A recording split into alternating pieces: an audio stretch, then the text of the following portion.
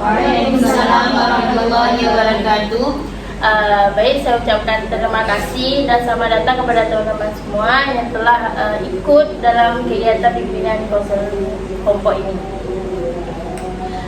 Jadi sebelum kita mulai kegiatan kita pada hari ini, alangkah baiknya kita berdoa terdahulu untuk mendapat keberkahan.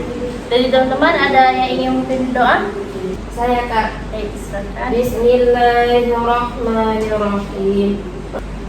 Berdoa selesai.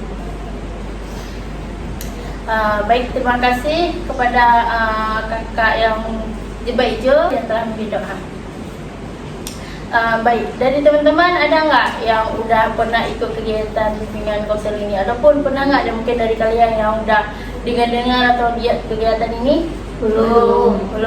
Berarti karena kalian belum, berarti kakak jelasin.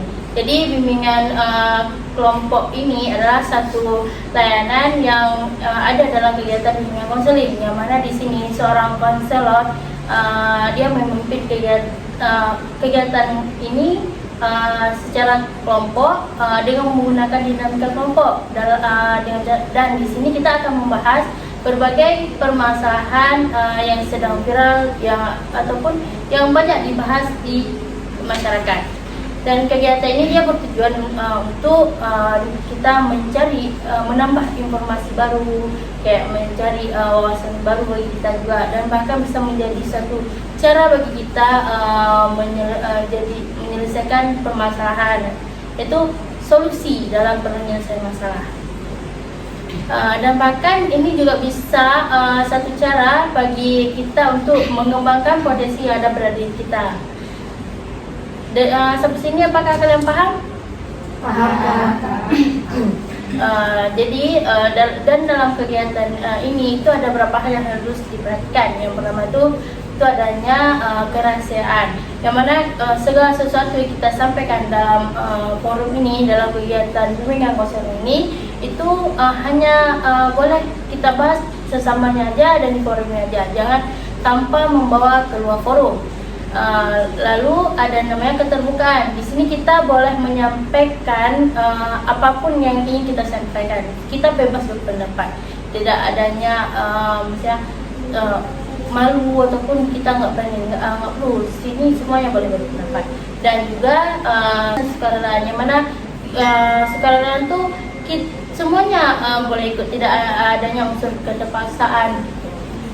Lalu dalam kegiatan ini, ketika kita saling berbicara antara sesama, alangkah baiknya kita jangan sampai saling menyinggung, dan bahkan jangan sampai saling menyinggung antara sesama kita, baik itu agama kita, sosial kita, budaya, dan lain sebagainya. Kalian tahu nggak kenapa kita duduknya seperti ini? Nggak. Jadi kenapa kita duduk seperti ini? Itu supaya kita lebih mudah bagi teman-teman semua dan juga bagi kakak ketika berbicara. Kan kita duduk berhadapan, jadi ketika kita ngobrol kita saling langsung menatap muka, jadi lebih paham ketika kita ngobrol, diskusi, dan interaksi. Jadi kan nanti ketika di kegiatan bagaimana kalau misalkan kalian ingin menyampaikan sesuatu, kalian angkat tangan dulu. Lalu nanti kok misalnya kakak persilahkan, baru kalian berpendapat, mengucapkan. Apakah setuju? Setuju. Tak kenal maka tak sayang. Ini kan kita belum kenalan nih. Nah, pasti kasih sayang itu belum ada sepenuhnya kan. Jadi alangkah baiknya kita saling berkenalan dulu. Siapa nih? Apakah dari kalian duluan apa dari kakak? Dari kakak duluan. Baik. Perkenalkan, nama saya Suci Fitriani. Saya berasal dari Aceh Besar dan saya mahasiswa Prodi Bimbingan Konseling Islam dari Universitas Negeri Islam Ananda. Baik, sekarang dari kalian kan? Tunggu, udah ingat kan nama kakak siapa? Ya. Siapa? Suci. Baik. Ya udah, nama kakak udah ingat. Jadi sekarang kakak ingin tahu nama kalian. Siapa nih yang mau duluan perkenalan? Saya Kak. Siapa nih? Ayo. Saya. saya Puja Devita, saya berasal dari Aceh Besar di Indrapuri. Oh, Kak Puja. Baik, terima kasih Kak Puja. Selanjutnya siapa? Baik, silakan ya, Kak. Nama saya Fatriana, saya berasal dari Aceh Besar dan saya juga mahasiswa Fakultas Keguruan dan Ilmu Pendidikan Biologi. Baik, terima kasih Kak Patriana. Baik, selanjutnya Saya Kak. siapa nih duluan? Ayo. Kak Ibu. Ini kemana nih? Baik. Baik, nama saya Putri Salsabila, saya berasal dari Aceh. Baik, terima kasih Kak Putri. Baik. Saya. Baik, silakan Kak. Nama saya Nora Dini, saya berasal dari Aceh Besar. Baik, terima kasih Kak Nora. Baik, selanjutnya siapa nih? Baik, silakan. Nama saya Ulfa Soya, saya berasal dari Aceh Besar. Baik, terima kasih pada Kak Ulfa. Baik, siapa nih yang belum? Kak ya? Silakan Kak. Nama saya Yusa, saya dari Sabang. Baik, terima kasih Kak Lisa. Baik, karena semuanya udah perkenalan, ini kayak udah mudah kan bagi kita buat kedepannya untuk ngobrol. Kenapa kalian udah saling kenal? Oh ya, ini udah ingat semua kan nama kawannya kan? Tadi udah perkenalan? Ya, sudah, Kak. Sudah kan? Baik. Ini kayaknya kalian udah bosan nggak ya? Iya Kak, ngantuk lagi. Bagaimana kalau kita ice breaking dulu, mau nggak? Boleh. Ayo, nah ini sambil duduk aja ya. Ya. Baik, jadi ice breakingnya ini kayak ini. Pertama, ini nanti kan ada dua kode, semut, gajah. Kok misalnya kakak bilang, misalnya kakak nunjuk, Kak Nora semut, itu maka tangannya besar. Kok misalnya kakak bilang, Kak Nora gajah, itu maka tangannya kecil kayak ini depan. Paham? Paham. Kayak gini boleh, kayak gini boleh. Pokoknya tangannya di depan. Nah, ini kita tujuan dari SBG untuk melihat kefokusan kalian. Fokus nggak sih kalian gitu? Ini Kak, kita bilang apa enggak Kak, besar sama kecilnya? Boleh bilang, misalnya kan kita nyanyi, nanti kakak nyanyi gajah, gajah, gajah, semut, semut, semut, gajah. Nanti lagi pas kakak lagi nyanyi, nanti tiba-tiba kakak tunjuk Kak Puja, gajah. Besar, besar kecil. gitu. Itu. Nanti kalau misalnya kakak lanjut lagi, nanti kakak tunjuk Kak Putri, semut. Besar, kecil gitu. Tapi dia bilang kecil tapi tangannya besar. Oh, terbalik ya Kak? Terbalik. Jadi ini kita lihat kefokusannya kemana gitu. Tapi siapa yang kalah nanti kita kasih kuman, mau nggak? Boleh nggak? Boleh. Boleh. Ayo Bu, kita main ya. Ayo siap tangannya. Gajah, gajah, semut, semut, semut, semut, gajah. Gajah, gajah, gajah, semut. Kak Ana, gajah Besar. gajah, gajah, gajah, semut, semut, semut, semut, gajah. Gajah, gajah, gajah, semut, semut, semut, semut, gajah. Kak Nora, semut kecil. Hampir ya. Dah, ayo lanjut. Gajah, gajah, gajah, semut, semut, semut, semut, gajah. Gajah, gajah, gajah, semut. Kak Puja, gajah besar. Lanjut lagi. Gajah, gajah, gajah, semut, semut, semut, semut, gajah. Gajah, gajah, gajah, semut. Kak Ulfa, gajah besar. Baik. Oke ya, udah pada fokus nih ya. Lanjut lagi nggak? Apa udah cukup? Cukup Kak? Cukup. Cukup. Ini udah semangat nih. Udah semangat ya? Ya, kayaknya tadi pun dari kegiatannya dari kita SPK pun lihatnya kalian fokus sih. Udah betul, nggak ada yang salah. Jadi kayak pun kalian sudah pada semangat dan fokus kembali, maka kita lanjutkan kegiatan kita. Baik. Tadi kan kakak udah jelaskan mengenai bagaimana itu dengan kelompok tujuannya dan hal-hal yang diperhatikannya. Jadi kak ingin menanya nih, ada nggak dari kalian yang masih ingat apa yang udah kakak jelaskan tadi? Saya Kak.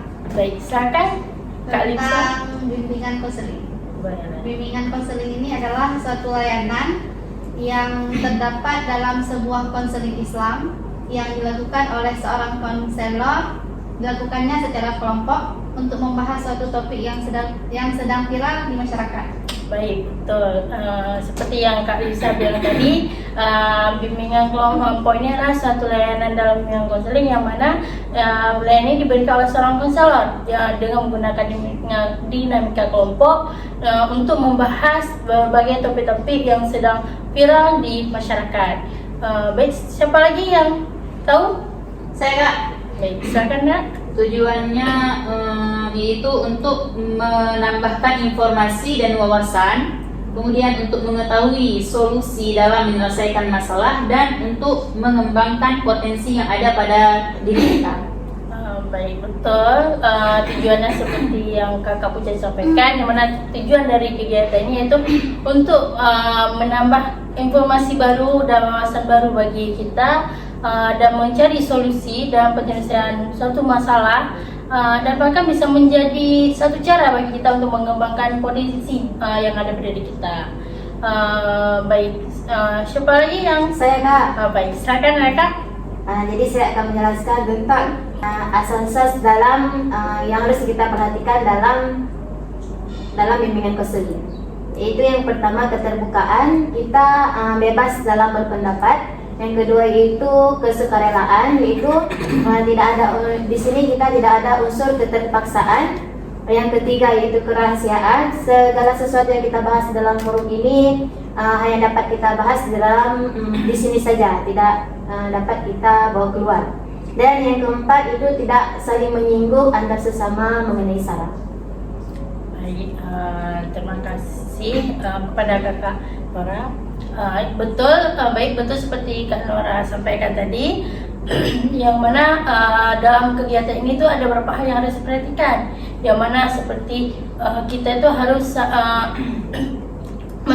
menjaga rahasia yang kita bahas dalam forum ini. Maksudnya apapun yang kita bahas, apapun yang kita bicarakan, kita harus bisa menjaga kerahasiaannya. Jangan sampai kita membaharkan ataupun membawa keluar forum itu. Lalu seperti juga ada tadi keterbukaan ya Kak kan? Iya. Yang mana di sini kita boleh menyampaikan pendapat, tidak perlu sungkan, dan juga kesukarelaan, tidak ada namanya itu keterpaksaan, dan juga tadi ada juga yang terakhir yang kenormatifan kan, yang mana kita tuh harus saling menjaga, yang sampai kita saling menyinggung ketika baik itu berbicara atau bersikap dalam sesama anggota. Baik, kayaknya kalian ini udah pada paham ya bagaimana yang kegiatan bimbingan konseling ini. Ya, terima kasih juga tadi kepada Kakak Lusa, Kakak Puja, dan Kak Nora yang sudah mengulang kembali mengenai bimbingan konseling tadi. Baik, jadi kan kita dalam kegiatan ini kita perlu membahas satu masalah. Jadi menurut teman-teman ada nggak dari teman-teman mungkin ada menurut teman, oh ini yang akan kita akan membahas masalah ini gitu. Ada nggak dari teman yang ingin menyampaikan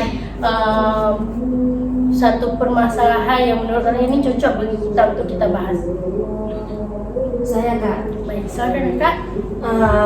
Sekarang kan lagi bulan Ramadan, lagi viral-viralnya non-Islam, orang nonis berburu takjil, dan mereka berpura-pura menjadi orang Islam dengan menghafal syahadat, menghafal rukun iman, rukun Islam. Karena takjil ini kan dijualnya dari jam 3 sampai jam 6 sampai berbuka. Kenapa orang nonis sekarang tidak dibolehkan untuk memburu takjil? Karena di saat orang Islam mau beli takjil sudah habis, karena sudah dihabiskan oleh orang nonis. Dan orang nonis ini mengaku sebagai orang Islam dengan menghafal syahadat tadi. Itu kalau kita lihat dari segi agama, itu merupakan pelecehan agama Islam. Mereka orang non Islam, akan tetapi menghafal syahadat, rukun iman dan sebagainya hanya untuk berburu takjil. Seperti ini kita bilang orang Islam menghafal kitab Injil agar bisa masuk ke dalam gereja, itu merupakan pelecehan dalam agama. Jadi saya itu suatu topik yang layak untuk dibahas untuk sekarang di bulan Ramadan. Oh, berarti menurut Kak Patriana itu mengajukan topik mengenai Indonesia yang berburu takjil itu. Yang mana alasannya itu kayak kan ini bulan Ramadan, di mana orang-orang yang bukan Muslim mereka menyamar menjadi Muslim untuk berburu takjil, sehingga dikarenakan mereka berburu takjil, banyaknya takjil untuk orang-orang Islam yang berpuasa itu tidak ada lagi yang tertinggalan, sehingga kita lihat kasihan juga misalnya orang-orang Islam yang mereka tuh berbuka puasa kurangnya takjil. Wah, menarik nih ya. Baik, terima kasih kepada Kakak Patriana yang telah menyampaikan ide topiknya. Baik, pada teman-teman lain ada nggak ide topik yang akan kita bahas dan apa alasannya kalian memilih topik itu? Saya Kak. Baik, silakan ya Kak. Menurut saya tentang pelecehan seksual, karena sekarang ini kita sering mendengar mengenai pelecehan seksual yang terjadi di mana-mana. Baik, berarti baik, terima kasih kepada Kak Ulfa. Wah, menarik juga nih topik yang Kak Ulfa sampaikan, yang mana beliau mengajukan topik mengenai pelecehan seksual, yang mana seperti yang kami bilang tadi, banyak sekali sekarang kita lihat juga berita-berita mengenai pelecehan seksual yang bahkan itu yang dilakukan oleh ada ayah kandung, ada saudara kandung, dan bahkan juga ada guru yang melakukannya terhadap muridnya. Dan itu bahkan sekarang tuh banyak sekali itu korbannya itu anak-anak kan? Ya, jadi ini kok bagus juga kan topik yang Kak Ulfa sampaikan. Baik, siapa lagi nih yang ingin menyampaikan idenya? Baik, saya Kak. Pada topik kali ini saya akan membahas tentang pernikahan. Di mana pada zaman sekarang banyak sekali pemuda-pemudi yang melakukan pernikahan ini pada setelah hari kelulusan ataupun sebelum terjadinya kelulusan. Dan itu berpengaruh dampak pada masa depan. Karena menikah di usia muda itu membutuhkan kesiapan secara finansial, baik itu fisik maupun keuangan. Baik, terima kasih kepada Kak Putri yang telah menuangkan idenya. Wah, bagus juga yang Kak Putri sampaikan tadi, yang mana itu mengenai pernikahan ini. Yang mana juga sini kita lihat sekarang ini banyak kali muda-mudi yang mereka tuh ketika tamat SMA yang mana umurnya itu masih muda, mereka sudah mau untuk menikah. Dan bahkan juga ada kita lihat terkadang yang mereka tuh masih sekolah, dan masih sekolah tapi sudah menikah, sehingga karena dia menikah dan pendidikannya pun terhenti, dan itu kan juga menjadi kasihan juga kan bagi mereka, sehingga pendidikannya terputus. Baik, kayaknya nih benar, ada nggak masih dari kalian yang ingin menyampaikan topik-topik lain? Nggak ada? Enggak, berarti kayaknya udah cukup nih 3 topik tadi kan yang kakak nih orang kakak nih sampaikannya. Mana tadi ada tentang pelecehan seksual dari Kak Ulfa, ada Indonesia yang berburu takjil dari Kak Patriana, dan juga pernikahan ini dari topik yang disampaikan Kak Putri. Jadi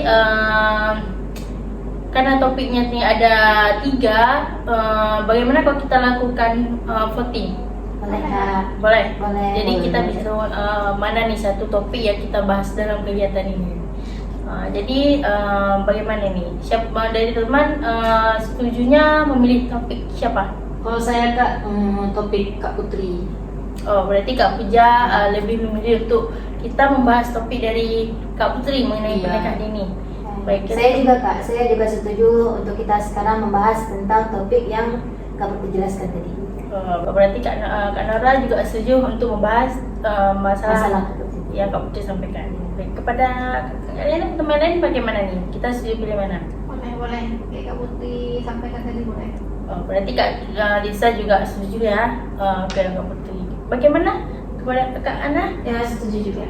Berarti Kak Ana juga setuju ya, seperti teman-teman untuk membahas dari topik yang Kak Putri sampaikan. Kak Ulfa? Setuju juga daripada Kak Putri jelaskan. Kak Putri sendiri bagaimana nih? Kayak paling teman-teman pun setuju untuk bahas topik yang Kak Putri sampaikan. Saya setuju juga. Berarti Kak Putri setuju juga teman-teman untuk membahas topik yang Kak Putri sampaikan.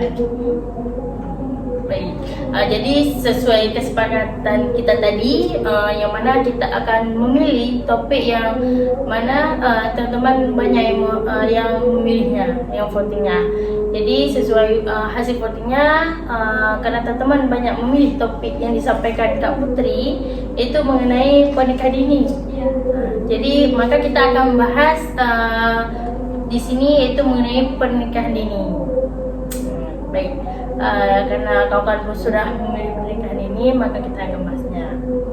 Jadi kita akan bahas sedikit mengenai pernikahan ini. Jadi pernikahan ini itu kok menurut kakak, yaitu di mana seorang putra atau putri yang mana mereka melakukan pernikahan di umur yang memang tergolong muda, yang bahkan ada juga orang yang umurnya di bawah 16 dan bahkan juga ada di atas 16, yang mana mereka tuh masih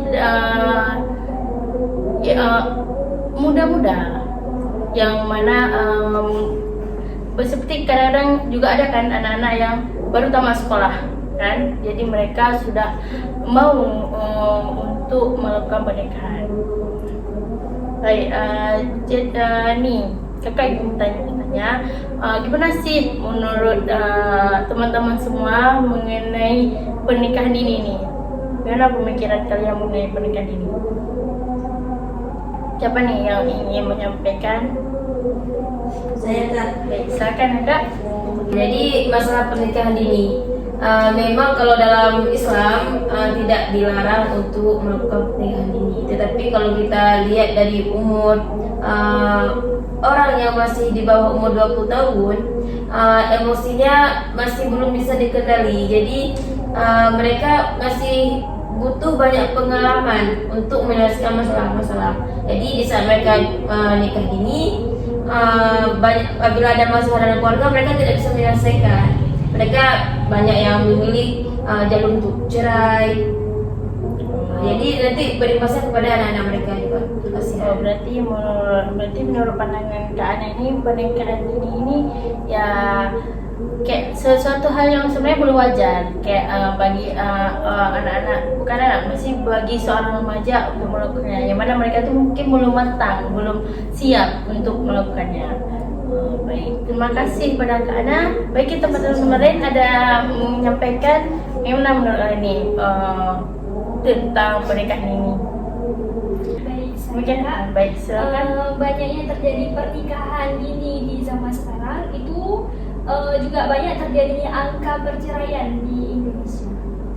Baik, berarti menurut waktu ini yang mana pernikahan ini, dengan adanya pernikahan ini itu bisa juga menambahnya angka perceraian, karena mungkin juga menyambung seperti yang Kak Ana sampaikan tadi, karena mental mereka belum siap mungkin, sehingga ketika mereka melakukan pernikahan pada masa dini, sehingga kedepannya itu karena mental mereka belum siap, sehingga terjadinya perceraian, dan itu bisa juga menjadi bertambahnya angka perceraian di Indonesia ini.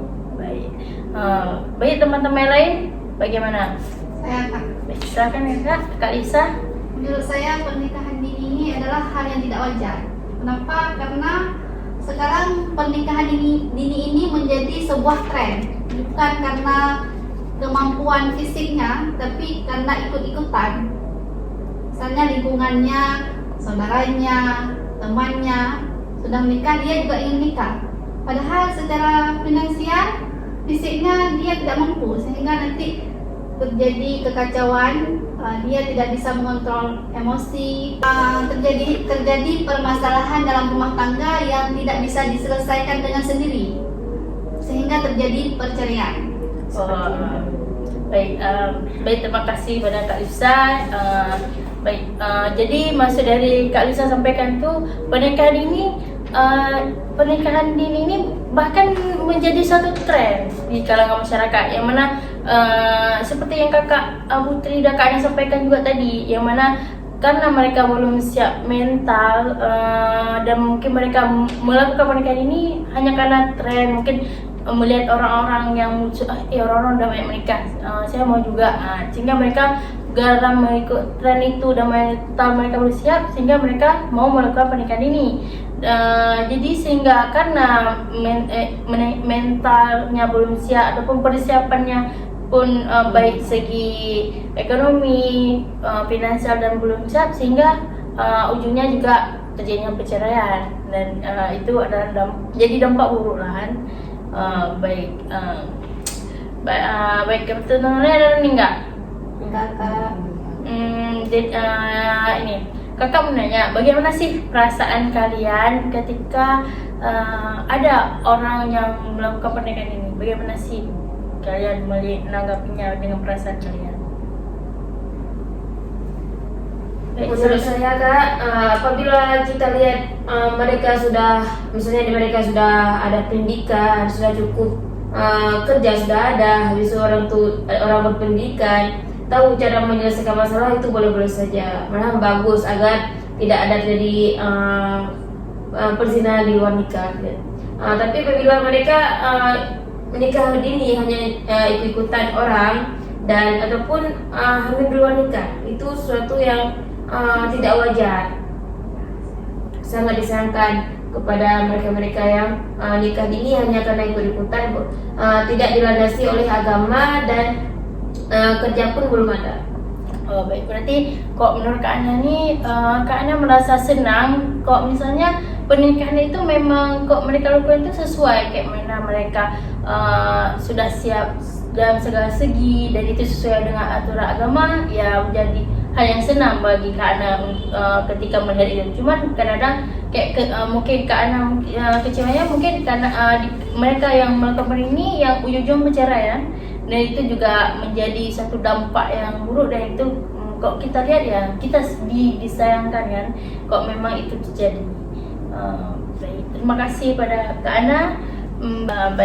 Bagaimana nih teman-teman lain? Bagaimana sih perasaan kalian terhadap orang-orang yang melakukan pernikahan ini nih? Baik, Menurut saya tidak apa-apa kalau ingin menjauhkan diri daripada zina. Berarti kok menurut Kak Puja nih ya itu bukan satu masalah gitu, yang mana senang kok memang dengan melakukan pernikahan dini itu bisa menjauhkan dari zina. Tetapi karena ingin menjauhkan diri dari zina, kalau misalnya karena hamil di luar nikah ataupun penyebab-penyebab lainnya yang berdampak yang negatif, itu tidak setuju. Oh berarti kok memang itu untuk hal yang positif, berarti menurut Kak Puja itu nggak mesti Kak Puja senang kita lihatnya, ya nggak masalah. Tapi kalau memang itu menunjukkan hal negatif ya juga tidak suka gitu kan, tidak senang. Baik, terima kasih pada Kak Puja. Baik, kepada kakak lain Tidak ada Kak. bagaimana Kak Putri? Tidak ada Kak. Nggak ada nih yang mungkin ada ada yang mungkin ada mungkin dari kalian yang mungkin kecewa juga, ada lihat yang nggak ada? Nggak ada lagi. Baik. Kecewa ya. Nah iya sih betul sih, kadang-kadang kok Kecewa kalau nampaknya negatif. Iya, kalau dampaknya negatif kepada masyarakat itu kita kecewa. baik. Berarti kok menurut Kak Nora, Kak Lisa, berarti mungkin ada perasaan kecewa kok memang itu ada dampak negatifnya ke masyarakat, kayak yang Kak Puja sampaikan tadi juga ya, yang mana Bertujuan untuk positif itu tidak apa-apa. ya betul sih. saya setuju juga kayak yang orang kakak sampaikan, yang mana kok memang itu mengarah ke hal yang negatif, ya pasti kita kecewa, sedih kita lihatnya, karena itu pernikahan dimana itu satu ikatan yang suci kan. Kok memang itu mengarah ke positif, ya kita juga senang karena yang mana di pernikahan ini kita juga ini keturunan ikatan, dimana ikatan sucinya menghasilkan keturunan-keturunan yang baik. Jadi menurut kakak-kakak bagaimana sih sikap kakak-kakak, pandangan kakak atau dan tindakan kakak terhadap masalah pernikahan ini? Baik. Menurut saya itu kembali lagi kepada orang tua, di mana orang tua sebelum memberikan izin kepada anaknya melakukan pernikahan itu memberikan edukasi ataupun pencerahan kepada sang Oh, berarti kok menurut Kak Putri ini tindakan terhadap pernikahan ini yang mana kita itu memberi edukasi, yang mana itu akan yang diberikan oleh orang tua ya, di mana anak sebelum melakukan pernikahan itu alangkah baiknya bagi orang tua untuk memberikan motivasi, edukasi untuk anak-anak, apakah anak-anak itu siap kan, kayak misalnya edukasi tentang pernikah ya. Baik, bagus juga yang seperti Kak Putri sampaikan tadi. Baik, kepada teman-teman gimana nih? Oh ya, Kak Puja tadi ya yang Saya setuju seperti Kak Putri. oh, berarti Kak Puja setuju juga kayak yang Satu pemikiran. satu pemikiran yang mana butuhnya edukasi, masukan, nasihat dari orang tua dari pernikahan sebelum nikahan. Baik, mana nih teman-teman lain? Menurut saya Kak, bagi orang tua si cewek tuh sama si cowok tuh lihat dulu anaknya kayak mana, masih kekanak-kanakan atau sifatnya kayak mana, lihat dulu. Ini anaknya misalnya masih manja sama orang tua, habis itu dikawini, ya nggak bisa lah dia mandiri. Lihat dulu dari si cewek itu kayak mana, cowok tuh kayak mana. Oh, berarti kok menurut Kak Luisa ini sebelum pernikahan alangkah baiknya orang tua tuh mengevaluasi dulu, mengenal dulu bagaimana si cewek, anak putrinya ataupun putranya yang ingin menikah, melihat dulu bagaimana sikapnya, apakah memang dia sudah mungkin dia memang udah waktunya, walaupun dia umurnya masih muda, mungkin dia memang udah sanggup, udah siap, gimana dia udah dewasa, ya udah cocok buat nikah walaupun umurnya muda. Ada juga anak yang dia tuh belum siap, kok kita lihat mungkin dia masih manja kayak Kak Musa bilang tadi kan. Jadi sehingga alangkah baiknya tuh jangan mesti ini belum cocok nikah, jadi alangkah baiknya jangan nikah dulu. Yang anak yang memang oh ini dia udah siap buat kita lihat, maka itu boleh lah. Baik, mana nih teman-teman lain? Menurut saya bukan hanya dari orang tua yang bisa memberikan pencerahan, kan, tapi kepada kita juga selaku teman atau selaku kakak untuk anak-anak ini yang melakukan pernikahan ini, kita juga harus memberikan motivasi, kita juga harus memberikan pendapat kepada mereka apakah yang mereka lakukan itu sudah benar ataukah salah. Baik, terima kasih kepada Kak Nora. Baik, bagus juga kayak Kak Nora sampaikan tadi, yang mana persiapan itu bukan hanya bimbingan itu bukan hanya dari orang tua, dari keluarga, tapi juga butuh juga dari teman sekitar kita, dari guru-guru kita kan, yang mana misalnya nasihat, motivasi, mungkin ada juga mungkin kayak guru kita, mungkin dia udah pengalaman, dan teman-teman kita juga mungkin dia lebih mengenal kita, sehingga dia bisa memberi kita motivasi kayak nasihat ketika kedepannya kita melakukan pernikahan, sehingga kita dengan nasihat itu kita tidak salah dalam memilih jalan. Baik, terima kasih Kak Nora yang tadi sangat bagus juga. Baik, ini teman-teman lain gimana nih? Sepertinya nggak ada lagi, Kak. Gak ada nih. Kak. Gak ada. Baik. Bagaimana sih menurut kalian tanggung jawab kalian tuh terhadap diri kalian ke depannya, misalnya mungkin ada di keluarga kalian ini terjadi hal ini, bagaimana kalian menanggapinya? Kalau saya Kak, bila ada dalam keluarga saya yang melakukan pernikahan ini ataupun saya sendiri, saya mau lihat dia sebelum pernikahan. Bila terjadi sebelum pernikahan, misalnya belum menikah, saya mau lihat dulu kesanggupan dia, udah sanggup nggak untuk nikah. Kalau emang belum sanggup, saya larang. Tetapi apabila emang sudah terlanjur sudah nikah, itu apabila dia belum sanggup untuk memimpin rumah tangganya, maka saya akan memberi edukasi untuk dia, memberi motivasi agar tidak terjadi permasalahan. Seperti kita bilang tadi, yang melakukan pernikahan ini itu remaja itu emosinya belum bisa dikontrol. Jadi kalau emang dia sudah selanjut menikah, kita selalu beri edukasi untuk dia agar dia di saat dia ada masalah nanti dia bisa menyelesaikan dengan kepala dingin, tidak marah. Baik, berarti kok menurut Kak Ana ini ya kita lihat dulu. Kok memang dia sanggup ya boleh saja nikah. Tapi kok memang dia nggak sanggup, alangkah baiknya tidak.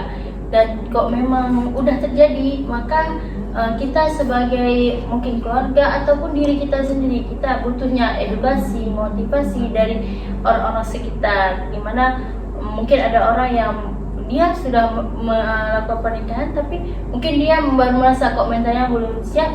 Ya kita memberi dukungan baik itu secara finansial, emosional kan. Baik, bagaimana nih? Baik, silakan Kak Puja. Menurut saya, apabila itu terjadi di keluarga saya, seperti misalnya adik saya, sebelum dia menikah, kita harus mengetahui dulu tujuan dia menikah kenapa. Apakah ikut tren tadi, ataupun emang dia siap. Apabila tujuannya tidak baik, kita larang. Baik. Sama Berarti, kayak Anda yang jelaskan. berarti menurut Kak Puja nih, yang mana kita lihat dulu, menanya dulu pendapatnya, tujuannya tuh kayak mana. Mungkin dia memang orang menikah karena tujuannya tuh mungkin baik gitu, mau ibadah kan, pernikahan ini kan sunnah Rasul juga kan. Mungkin dia emang ibadah gitu, jadi menurut dan dia sanggup ya nggak masalah kan.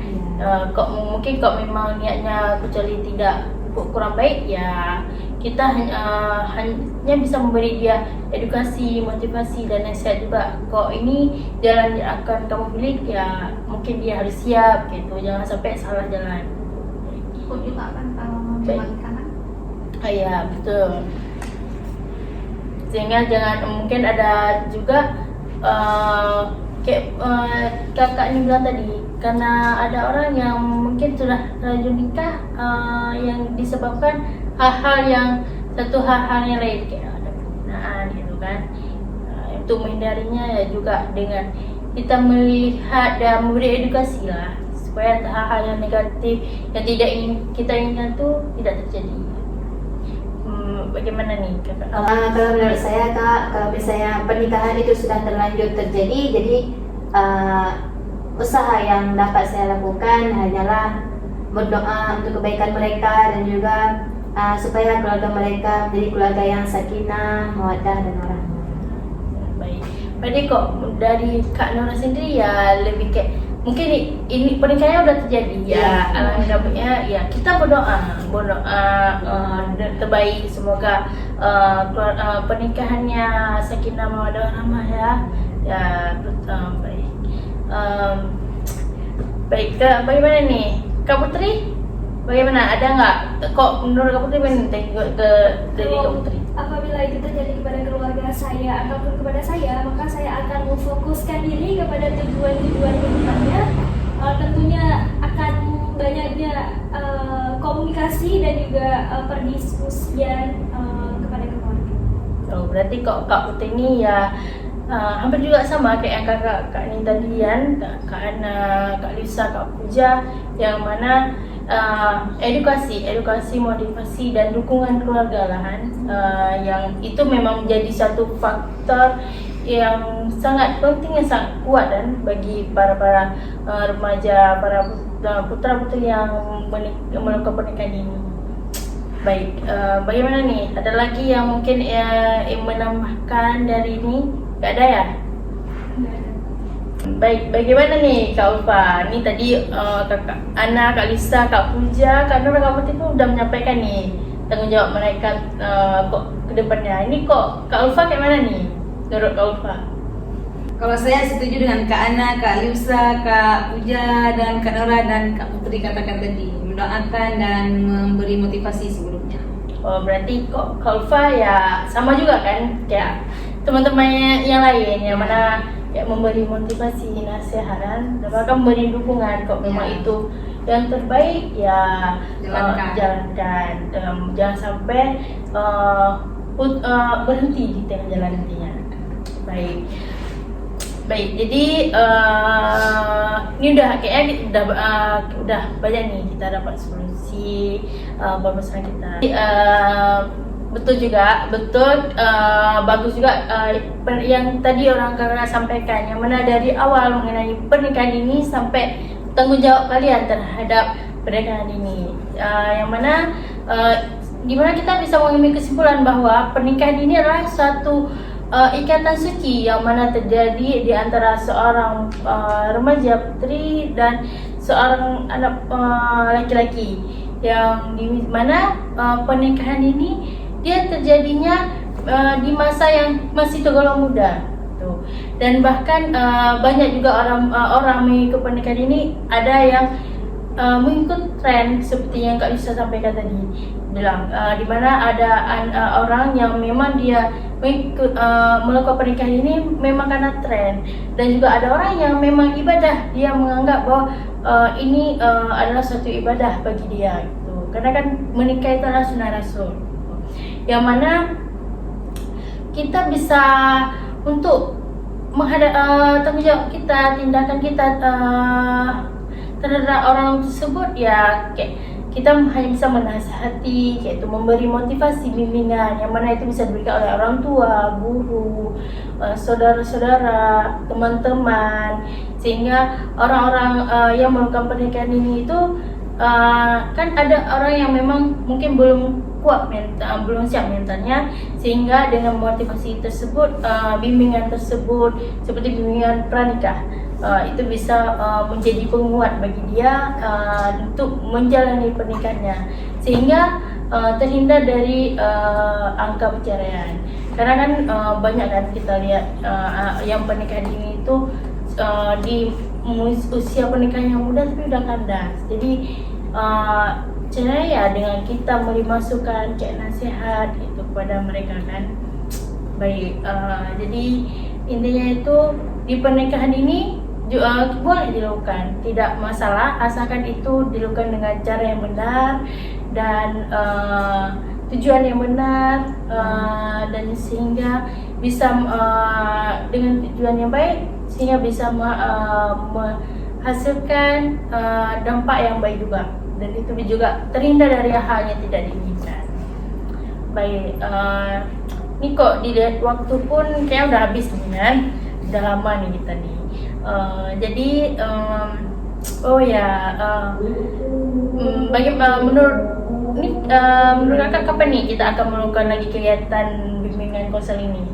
Minggu depan Kak, insyaallah. Iya, Minggu depan. boleh minggu depan. Gimana nih? Setuju? Iya, setuju. depan.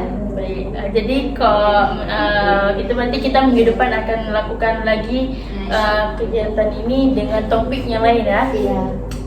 Oh ya nih sebelumnya kamu nanya nih, apa sih pesan kesan kalian dalam kegiatan ini? Kalau kesan saya itu Baik, sekarang. kita mendapat wawasan yang lebih banyak lagi tentang ya topik sekarang, yaitu tentang pernikahan ini. Oh, baik. Baik, makasih. Dan pesan saya juga, kita juga harus sering-sering melakukan pertemuan seperti ini agar wawasan kita juga bertambah, ya kan? Ya. Baik, terima kasih Kak Nora.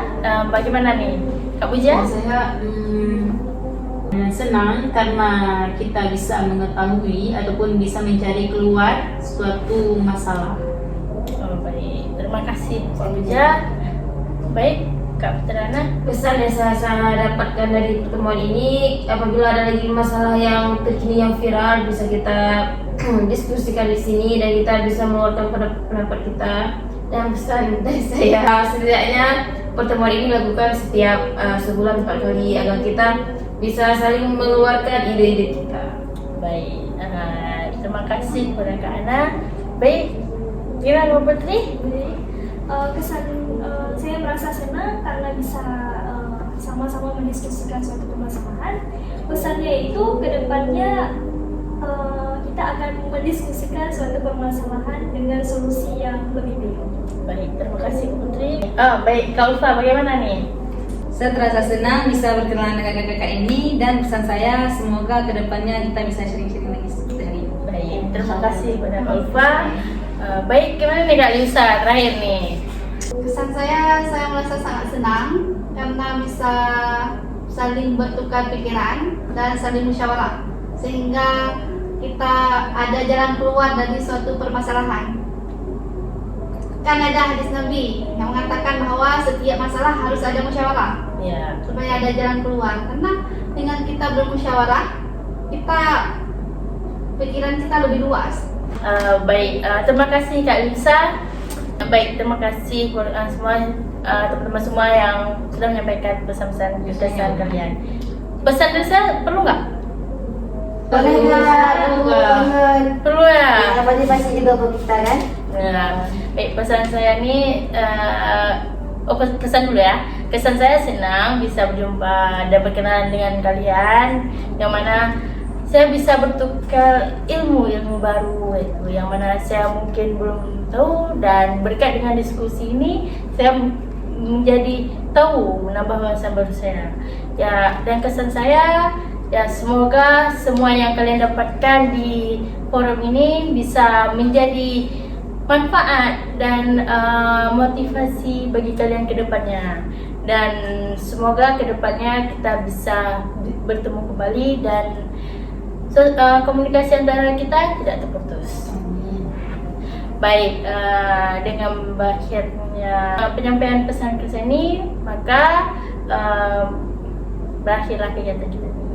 Jadi sekali lagi kakak ucapkan terima kasih kepada kalian semua yang telah ikut berpartisipasi dan meluangkan waktunya dalam mengikuti kegiatan ini. Dan kakak ucapkan sekali lagi ya, terima kasih banyak-banyak. Dan saya akhiri, Terima kasih Kak. baik, sama-sama. Dan saya akhiri, assalamualaikum warahmatullahi wabarakatuh. Waalaikumsalam warahmatullahi wabarakatuh.